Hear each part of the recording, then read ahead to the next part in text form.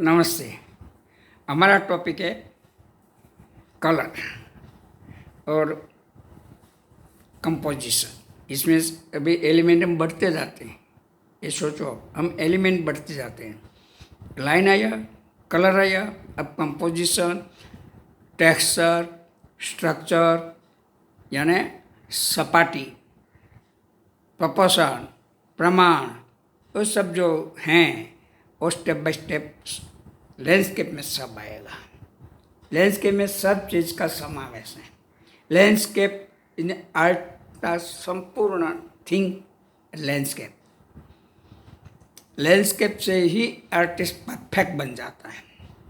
बाद में चाहे से कंपोजिशन करे। मुझे बहुत सारे लोग यंग स्टूडेंट बोलते थे, सर इस माइंड में कैसे आता है। मैं जो उसका प्रश्न करता था उसका मैं कभी पढ़ाता नहीं था। मुझे कोई प्रश्न कर उसका जवाब देता था।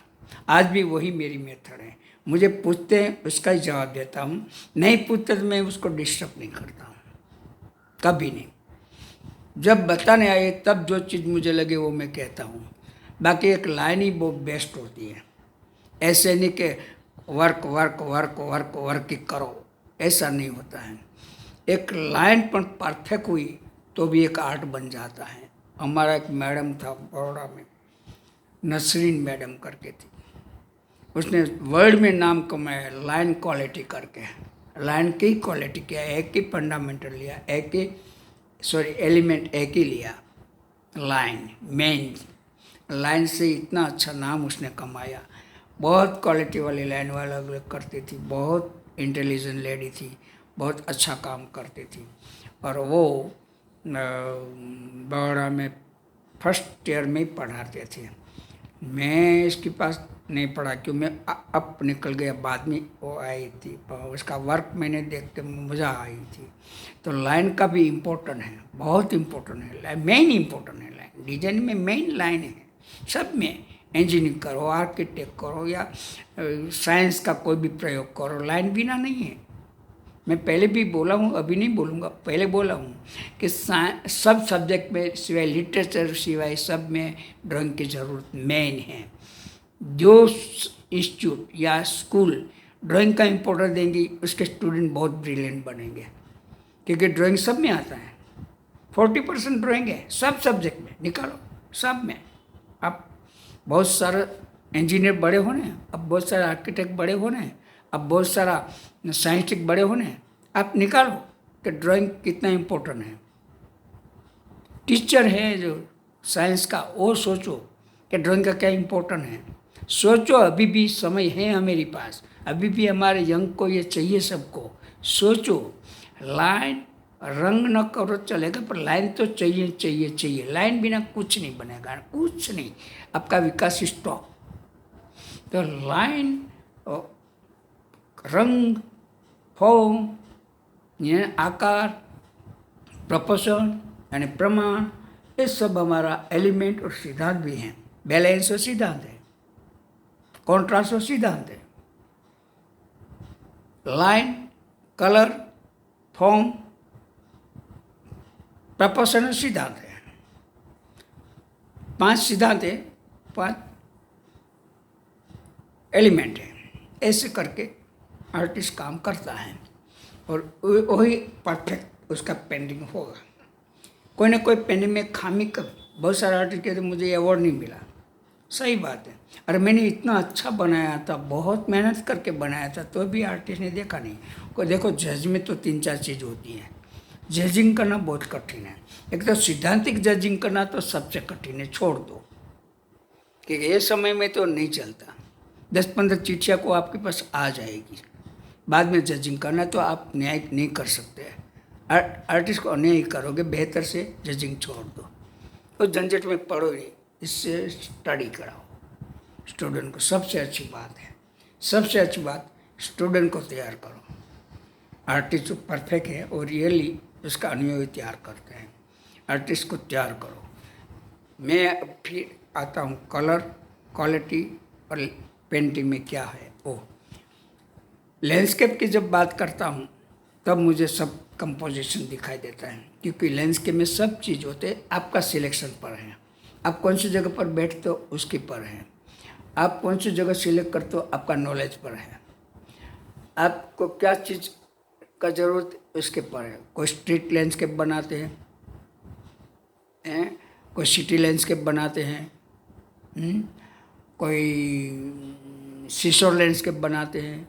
ऐसे बहुत सारे डिवाइडेड हैं लैंडस्केप में।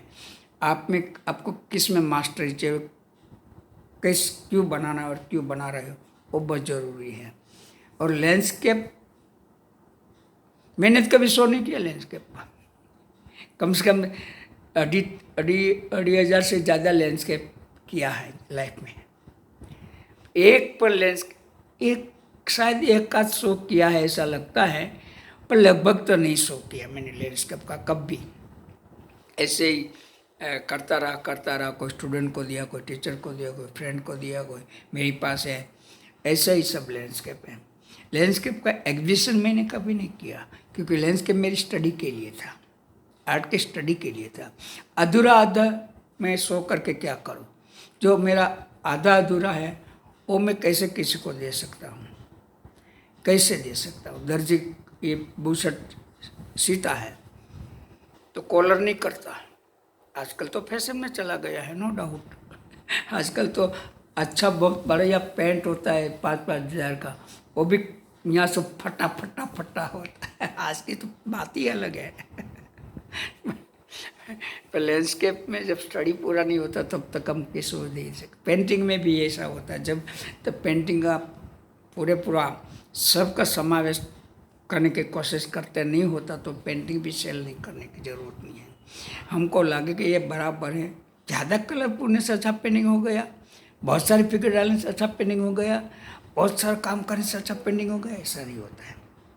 सब्जेक्ट, विषय, वस्तु स्थिति पर पेंटिंग बनता है और उसके पर ही काम उसमें होता है। तो वो हिसाब से काम करने से आपका वर्क में क्वालिटी आएगा। मैं बोला म्यूजियम क्वालिटी आएगा। म्यूजियम क्वालिटी सबसे अच्छी क्वालिटी होता है।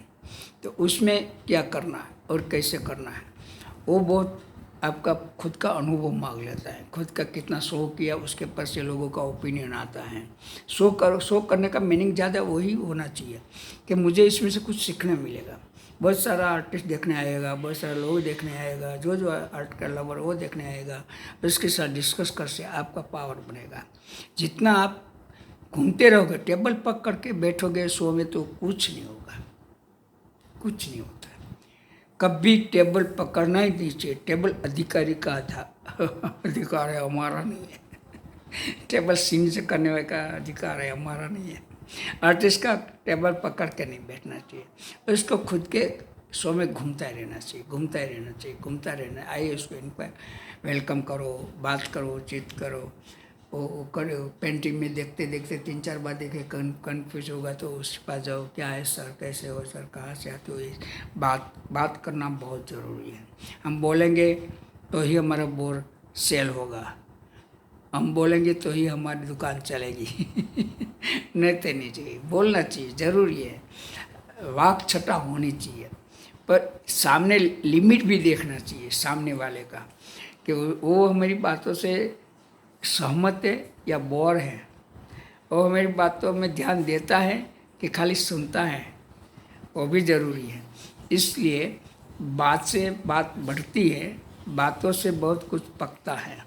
तो आप जब तक डिस्कस नहीं करोगे, बताओगे नहीं, शो करके एक कोने में बैठे रहोगे, नहीं, ऐसे एग्जीबिशन करने की कोई ज़रूरत नहीं है। अरे हो सके तब ग्रुप शो और सोलो शो, 2 शो करो। ग्रुप में भी शो करो और सोलो शो भी करो। ग्रुप में क्या बेनिफिट होता है कि बहुत सारे 30-40 आर्टिस्ट का पेंटिंग लगा तो आप देख सकते हो, ध्यान से देख सकते हो, एक दूसरा डिस्कस कर सकते हो। ये आपका समय है, 3 दिन 4 दिन नहीं होना चाहिए, 110 दिन से कम नहीं होना चाहिए। कम से कम एग्जीबिशन 10 दिन तो होना ही चाहिए, क्योंकि एग्जीबिशन देखने के लिए पब्लिक को समय चाहिए। उस समय आप लगाओ तीसरे दिन आ गया, ऐसा नहीं होता है। कोई बॉम्बे जैसे में बिल्कुल नहीं, कोई समय नहीं इतना निकालते हैं, और इसका आजकल ज़रूरत भी नहीं है, क्योंकि सब मीडिया आ गए, बहुत सारा मीडिया आ गए। इसलिए आपको 100 महीनों रखो तो भी अच्छी बात है, तभी लोग कोई ना कोई आपके पास आएगा। वो बात 100 की वो अलग टॉपिक है। अभी मैं कलर की और रंग की और कंपोजिशन और लैंडस्केप की बात आगे बढ़ाता हूँ। हाँ, आप लैंडस्केप की जगह पसंद किया, मानो आपने लाल किला पसंद किया, लाल किले के पीछे यमुना नदी है, मानो अब ताजमहल पसंद, ताज के पीछे यमुना नदी है।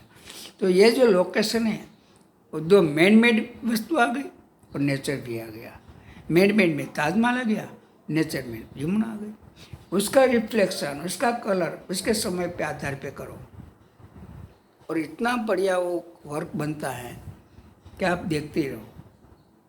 आप ताजमहल को एक साइड सनलाइट पतली सी सुबह की है, हल्की सी सनलाइट वो लगा दो, गोल्डनिश बन जाएगा रियल।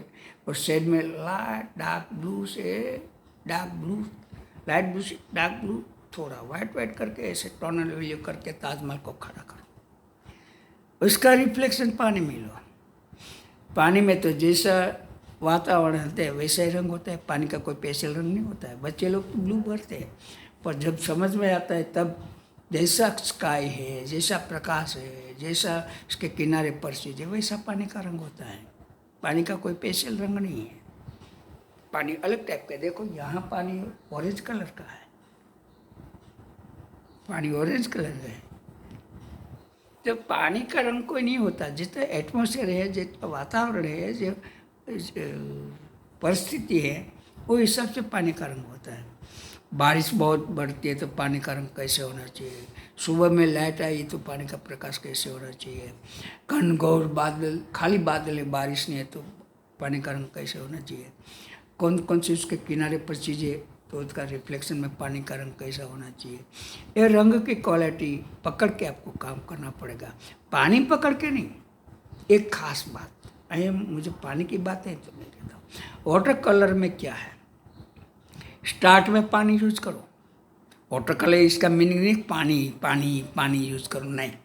स्टार्ट में यूज करो, फर्स्ट टोन जब लगाओ, वॉश तो लगा दिया, फिर फर्स्ट टोन जो लगाओ कलर का, फर्स्ट टोन पानी कम लो, फिर थर्ड में इससे भी कम लो, फोर्थ में इससे भी कम लो पानी, रंग ज़्यादा पानी कम। और टचिंग में तो बिल्कुल खाली कलर पिघलने के लिए ही लो और टचिंग कर लो, डार्क कलर का जहाँ जहाँ है फाइनल टचिंग कर लो, आपका पेंटिंग बहुत बढ़िया लगेगा, बहुत बढ़िया। पर जो ऊपर गई ओवरलैप गई, ग्रीन मारा, फिर ऊपर ग्रीन मारा, फिर उसके ऊपर ग्रीन मारा तो खलास हो जाएगा। सूखने के बाद उसका सेकंड राउंड, सूखने के बाद आप वेट नहीं करो सूखने के लिए, आप काम करते रहो। ये साइड काम किया है, इस साइड काम किया बराबर, और ये साइड काम करो तो यह साइड काम हो गया तो ये साइड काम करो, क्योंकि यहाँ काम करोगे ये सूख जाएगा। सूखते हुए टोन लगाओ, सूखते हुए टोन लगाओ, ऐसे टोन ओवरलैप 1 2 3 4 बस हो गया, ज़्यादा नहीं, क्योंकि कलर ट्रांसपेरेंसी है, इसलिए नीचे वाला कलर ऊपर जो कलर आएगा वो डार्क हो जाएगा ऑटोमेटिक। एक तो आपने काम पानी कम लिया, सामने से सपोर्ट मिलेगा तो आपका टोन मिले। दूसरी बात आपको बताऊँ कि वाटर कलर में कोई भी कमी चाहे तो आप टोन मिलने की कोशिश करो, 20% से कम, 20% से कम रिजल्ट देगा। आप जितना डार्क कलर लोगे 20% डाउन हो जाएगा। और हिसाब से लैंडस्केप करना बहुत आवश्यक है, इसलिए क्वालिटी मिलेगी, इसलिए आप काम अच्छा कर सकोगे। एंड क्वालिटी के लिए ज़रूरी है, पेंटिंग में क्वालिटी नहीं आएगी तो आपके लिए कोई चीज़ फेलर है सब। ये वीडियो थोड़ा लंबा हो गया, सॉरी, बात करता हो गया, नेक्स्ट वीडियो में बात करूँगा।